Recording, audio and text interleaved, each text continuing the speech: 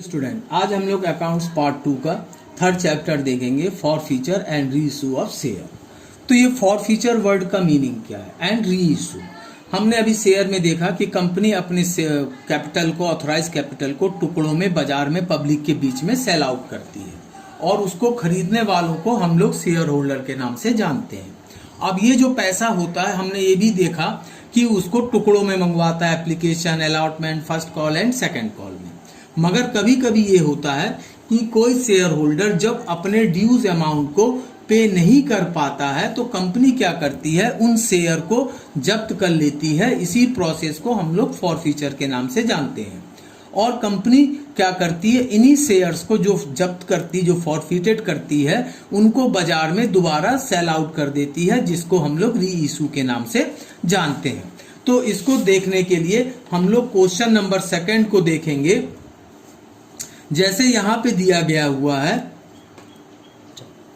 हाँ, तो इस क्वेश्चन जो क्वेश्चन मैंने अभी पिक किया हुआ है, तो इसमें जैसे दिया गया है कि Ratnesh and company was registered with A capital of ₹10 lakh. तो उसकी ऑथराइज कैपिटल कितनी है, 10 लाख की है। Divide into 10,000 equity share of ₹100 each, और एक शेयर की कीमत ₹100 है। The company offered to the public 5,000 share on which the allotment was payable as follows.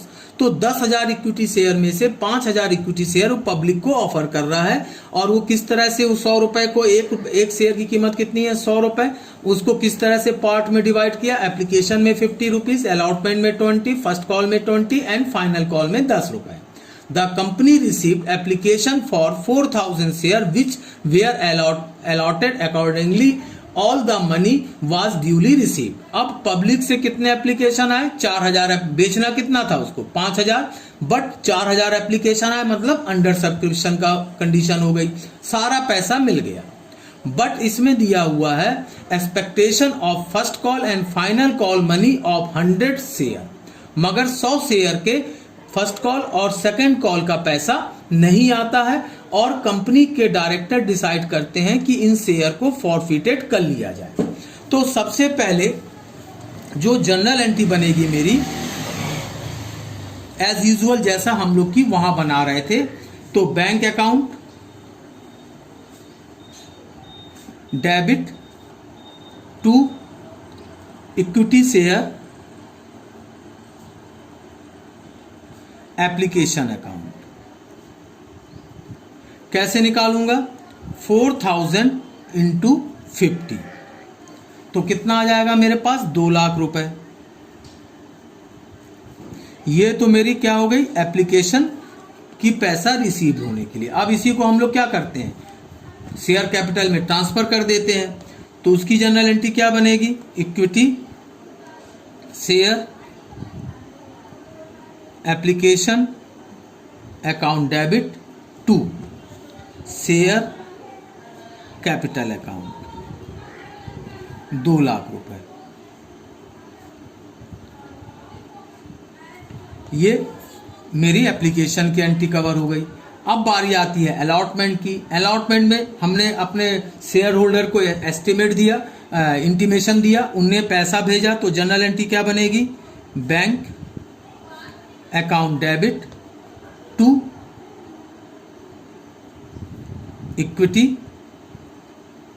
Share allotment account. ये कैसे निकलेगा, 4,000 शेयर है और अलॉटमेंट में ₹20 है, यानी कि 80,000 रुपए। तो ये आ गया। अब इसको हम लोग क्या करेंगे, शेयर कैपिटल में ट्रांसफर कर देंगे। शेयर कैपिटल में ट्रांसफर करेंगे तो क्या बन जाएगा, सबसे general entry, equity share allotment account debit to share capital account. ये मेरा अलॉटमेंट की एंट्री कंप्लीट हो गई। अब बारी आती है फर्स्ट कॉल की। फर्स्ट कॉल में ये क्या क्वेश्चन में दिया है कि एक शेयर होल्डर है जिसने की आपके first call and final call का पेमेंट नहीं दिया है, तो ड्यू की एंट्री पूरे से बनेगी एज यूजुअल जैसा कि हम लोग बनाते थे। तो जनरल एंट्री, ड्यू की एंट्री क्या बनेगी, equity share first call account debit to share capital account. तो इसका क्या बनेगा, 4000 शेयर है इनटू कितना है आपका, यहां भी 20 रुपए है, तो कितना आ जाएगा 80,000 रुपए। ये ड्यू की एंट्री होगी, हमने उनको इंटीमेशन दिया।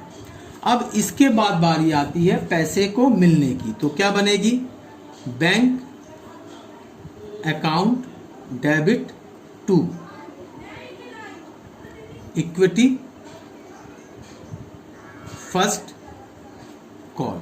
मगर यहां पे चूंकि 200 शेयर के पैसे नहीं आए हैं, तो बैंक अकाउंट में 4000 में से 100 माइनस कर दूंगा और 20 से मल्टीप्लाई करूंगा, तो 78,000 रुपीज कहां जाएगा, बैंक अकाउंट में जाएगा। तो ये हमारी फर्स्ट कॉल की एंट्री हो गई। इसी तरीके से सेकंड कॉल की एंट्री होगी, तो यहां पे क्या लिखूंगा, equity second call account debit to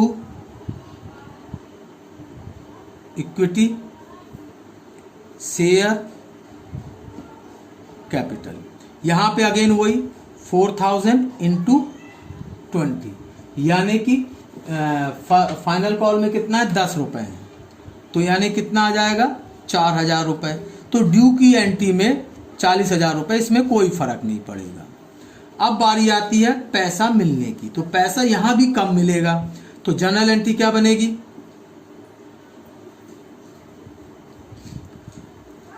bank account debit to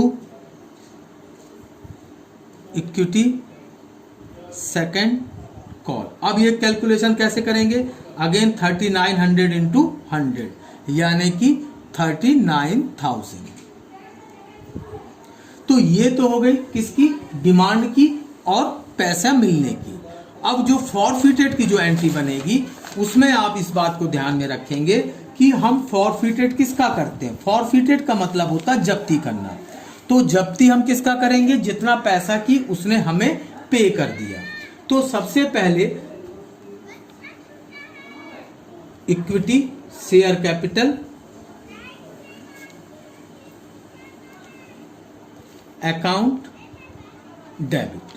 तो कितने शेयर हमने जब्त किए, 100। एक की कीमत कितनी है, 100 रुपए, तो टोटल अमाउंट कितना आ गया, 10,000 रुपए। और जो पैसा नहीं मिलता है वो उसी तरह चला जाता है, to first call to second call.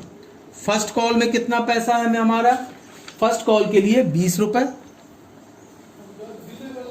यानी कि 2,000 रुपए, और सेकंड कॉल में 10 रुपए है, तो यहां कितना आ गया, 1,000 रुपए। अब टू फॉरफिटेड, फॉरफिटेड का मतलब होता है कि जो पैसा उसने हमें दे दिया, तो कितना दे दिया, 100 शेयर हैं, 50 रुपए उसने एप्लीकेशन के दे दिए हमें, और 20 रुपए हमें अलॉटमेंट के दे दिए, मतलब 70 रुपए उसने दे दिया।